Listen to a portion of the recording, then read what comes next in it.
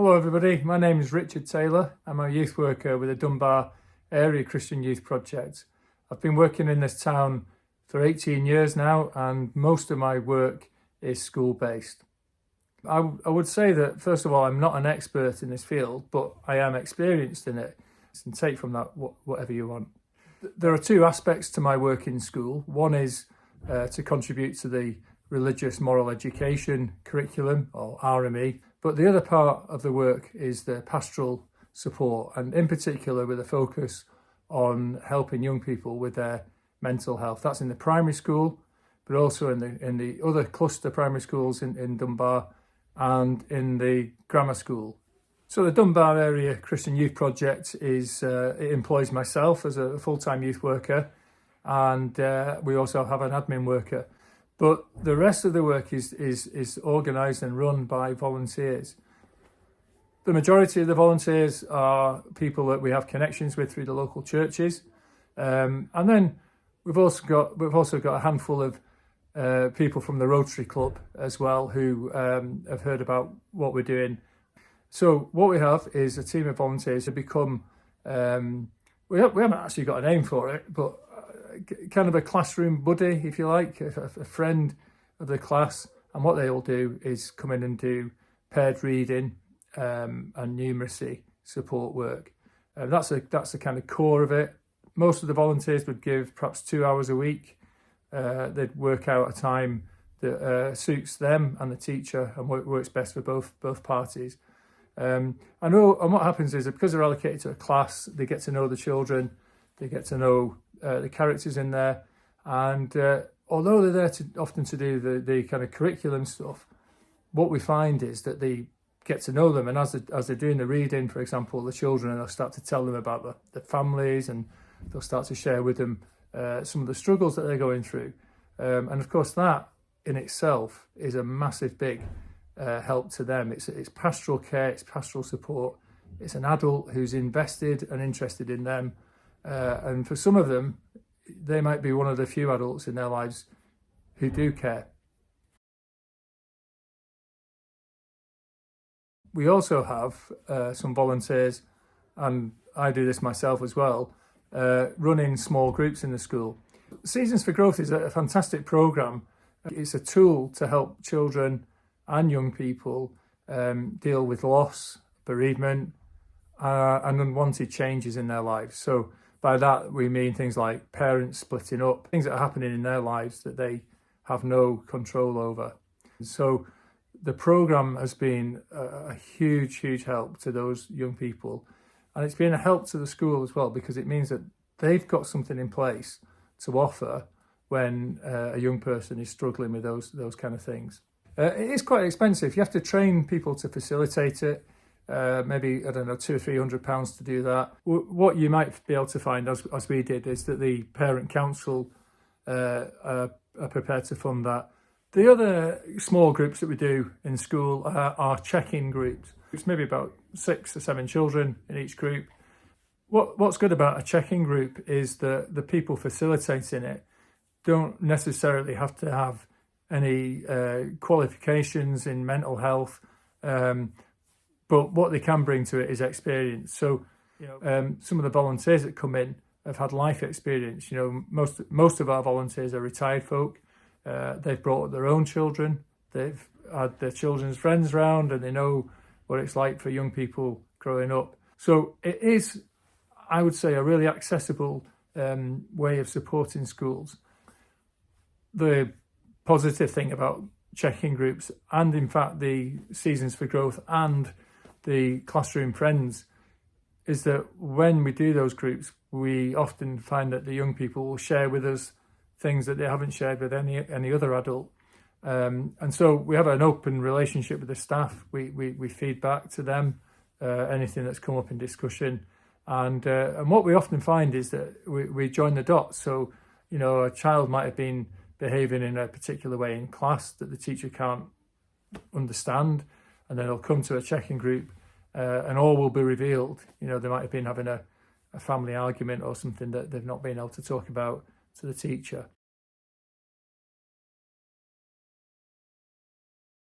I'd like to talk now about the work that we do in Dunbar Grammar School, where we run a young men's mental health group. Andy's Man Club is a mental health group for men, and it was set up to help reduce male suicide. And it's a peer-to-peer support group, so the men sit in a group together and confidentially, without judgment, share. And then I got a call from a guidance teacher at the high school who said, I've heard about Andy's Man Club. Would it be possible to run it in the high school? Because we're getting a number of young men who are really struggling with mental health and we're concerned about their safety. Is it possible to run a group in the school? So the answer was not an Andy's Man Club. We can't use that name because that's an over 18s organisation. But what we could do is use the same model and bring that into the school environment. And so what I did was I rounded up a team of volunteers, all men from the local churches. And then through the guidance team, we identified young men who were struggling with their mental health. The venue for that is the local church stables, which is just across the road from the school. So, less than 5 minutes walk from the school and you're in the stables. It's discreet, it's not in school, and it's a lovely little meeting space. The pilot project went really well. What we found was that the lads began to talk about their feelings for the first time, and the feedback from them was that this is something they enjoyed. We had around about 30 lads that asked to come to the group, and so we ended up splitting it. We ended up with 2 groups that met on the same day, and that has continued to where we are today. I have to say, people have this romantic idea that a lads group like that is everybody fully engaged with it. I'm afraid not. I mean, we have a cushion that we use to speak through, and if you're holding the cushion, you only speak. So, have you got anything to get off your chest? No, pass it on, pass it on, pass it on. And then maybe the 6th or the 7th one will pause and say, well, I have actually. My mum and dad are arguing, and I'm really, really struggling. I'm worried that my dad's going to leave us. And then all of a sudden, you get all the boys listening in, and then maybe a couple more later, somebody else will share something else. But then in between those conversations, there'll be football results, and there'll be somebody had a burger that was undercooked, or just trivial things that perhaps are more important to them than they are to us. One of the things that we're really excited about with the lads group is that we've got a new development with it, which is some of the older lads leading a group for the younger lads in S2. So S4 boys facilitating a group for S2s. We've just started that. We've been running it for, I think, 3 sessions now. And it's just so encouraging to see these lads facilitate and these younger lads learning how to share and to talk about their feelings.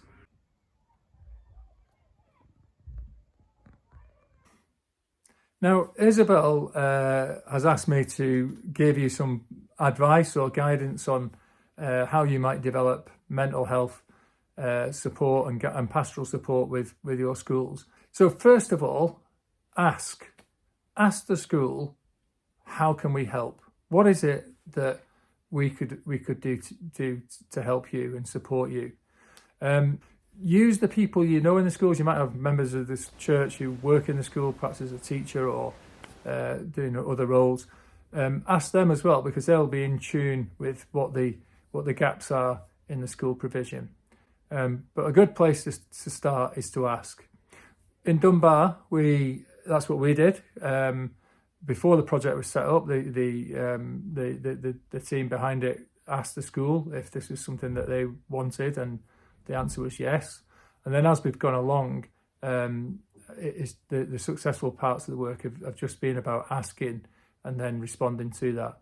So, for example, the paired reading that our classroom friends do, that came out of a conversation with the worker in school who does support for young people with dyslexia. And so I just said, look, is there any way we can help? And she said, well, one of the things that would really help is just having people coming in and doing paired reading with individual children for maybe for about 15 minutes a week, So I put feelers out. I just mentioned it to one of the Kirk sessions that was meeting that week. And straight away, I ended up with 12 volunteers coming into the school to do paired reading. In fact, it became quite good fun because the staff in the school would often approach me and say, could you get me a Christian for my class? I need a Christian because we've got a couple of kids who are struggling with illiteracy. The other thing that you could do or should do is be absolutely clear about what your agenda is. Schools, rightly or wrongly, I think probably rightly, are quite suspicious of faith organisations coming in particular Christian organisations. And, you know, for some schools, there'll be a suspicion about you approaching them. They'll be thinking that you're there to force your agenda, to force your beliefs onto the young people that you're going to work with. Well, if that is your agenda, then you need to say that. But in my view, if you're going to go into schools and offer pastoral support, then it isn't about going into schools to talk about your faith and to respond to that agenda. It is about serving the school, and it's serving people, and it's caring for people and showing compassion in a Christ-like way. So be absolutely upfront about what your agenda is. But what I can say is that our volunteers, by doing the volunteering, by doing these things, that's an expression of their worship to God. And so when a person's reading with a child who struggles with literacy, they're doing that because they want the best for that child.